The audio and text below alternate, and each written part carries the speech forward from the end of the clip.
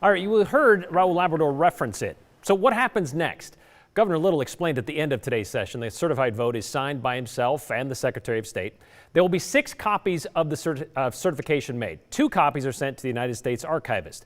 2 other copies sent to the Idaho Secretary of State's office. 1 copy sent to the District Court of Idaho, and 1 copy is sent to the President of the Senate, Vice President Mike Pence. That copy is required by the 12th Amendment of the Constitution, which goes on to say, the President of the Senate shall, in the presence of the Senate and the House of Representatives, open all the certificates, and the votes shall then be counted. The person having the greatest number of votes for president shall be president, if such number be a majority of the whole number of electors appointed. That majority would be 270 of the 538 electoral votes available. President-elect Joe Biden has won 306, according to Today. What could still be at question, though, as we've seen with numerous rejected lawsuits since Election Day, are any number of electoral college votes from any number of swing states that some Republicans claim were decided on fraudulently. Still not proven true in any case, by the way.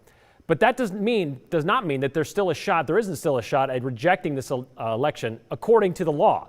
Federal law and the 20th Amendment currently requires that the newly elected House and Senate, who will be sworn in on January 3rd, convene in a joint session to count the electoral votes for president.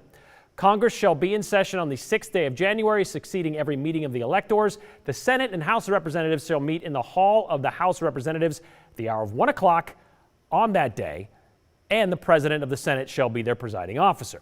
Vice President Pence will oversee that session. After going through the certified votes sent in by each state, the President of the Senate, which is Pence, shall call for objections, if any.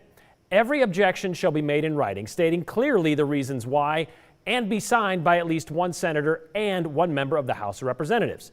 And if there is an objection, the 2 chambers will then separate, each going to their own side of the Capitol building to discuss for 2 hours whether to disqualify a state's votes.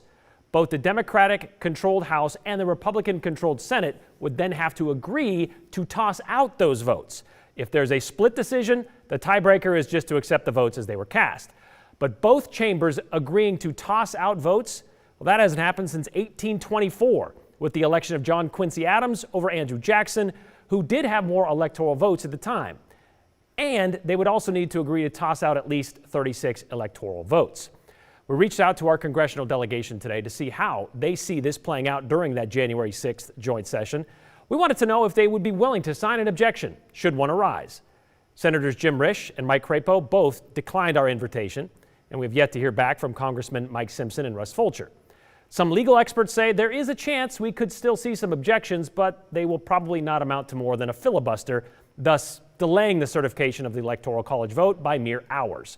And by the end of it all, we will more than likely hear Vice President Mike Pence declare that Mr. Trump has officially lost the election and Mr. Biden is the next president of the United States.